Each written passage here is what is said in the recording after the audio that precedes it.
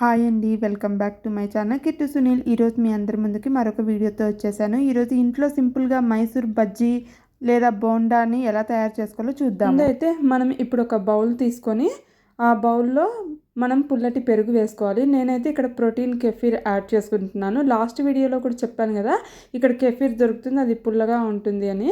ఇప్పుడు నేను ఆ కెఫీర్ని ఇక్కడ యాడ్ చేసుకున్నాను. దాంట్లో కొంచెం బేకింగ్ సోడా అన్నది యాడ్ చేసుకుంటున్నాను. ఇప్పుడు ఆ బేకింగ్ సోడా అన్నది ఈ పెరుగు మొత్తంలో బాగా కలిసేలాగా ఈ విధంగా కలుపుకోవాలి. ఇప్పుడు ఇందులో కొంచెం మనం వాటర్ కూడా యాడ్ చేసుకోవచ్చు.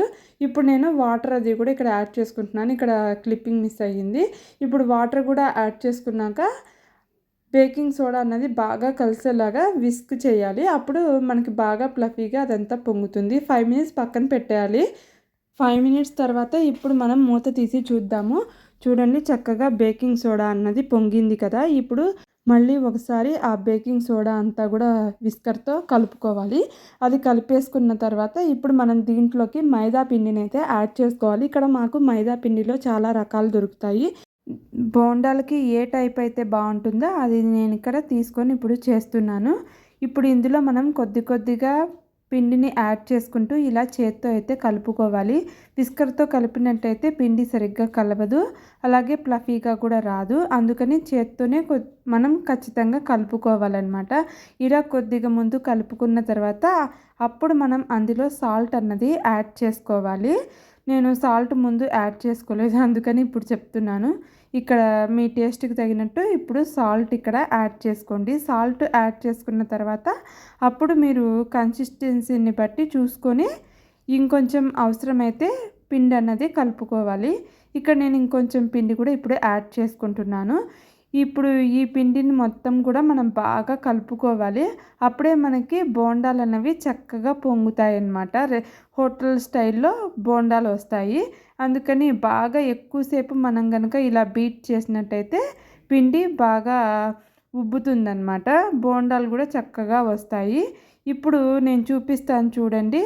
ఇక్కడ బోండాలు అన్నది ఈ కన్సిస్టెన్సీలో కనుక వచ్చినట్టయితే మనకి పిండి పర్ఫెక్ట్గా ఉన్నట్టు. ఇప్పుడు పిండి అన్నది రెడీ అయిపోయింది. ఇప్పుడు మనము మూత పెట్టేసుకొని ఒక 1 అవర్ అయితే పక్కన పెట్టుకోవాలి. 1 అవర్ తర్వాత ఇప్పుడు మనం మూత తీసి చూద్దాము పిండి అన్నది ఎలా ఉందో.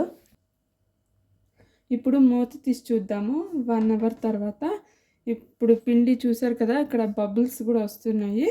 ఇప్పుడు దీంట్లో మనము జీలకర్రని అయితే యాడ్ చేసుకుందాము. జీలకర్రని కూడా యాడ్ చేసుకున్నాక ఇప్పుడు మళ్ళీ ఒకసారి బాగా మొత్తం జీలకర్ర కూడా కలిసేలాగా పిండి మొత్తంలో మళ్ళీ ఇలాగా కలుపుకోవాలి. అప్పుడు మధ్యలో మనకి తినేటప్పుడు కూడా జీలకర్ర తగులుతో టేస్ట్ అనేది చాలా బాగుంటుంది. ఇప్పుడు చూసారు కదా, పిండి మొత్తంలో నేనైతే జీలకర్రను కూడా కలిపేశాను. ఇంకొక 10 మినిట్స్ మనం పక్కన పెట్టేద్దాం. ఇప్పుడు జీలకర్ర అంతా కూడా నానుతుంది చక్కగా. ఇప్పుడు నేను స్టవ్ మీద నూనె కూడా రెడీ చేసుకుంటున్నాను. నూనె కాగంగానే మనం బోండాలు అన్నవి వేసేసుకోవచ్చు. చూస్తున్నారు కదా, ఇలా పిండి వదలంగానే మొత్తం పిండి చక్కగా పొంగుతోంది. అలా పొంగినట్టయితే మనకి బోండాలు అన్నవి చక్కగా పిండి ఫర్మెంట్ అయినట్టు అన్నమాట.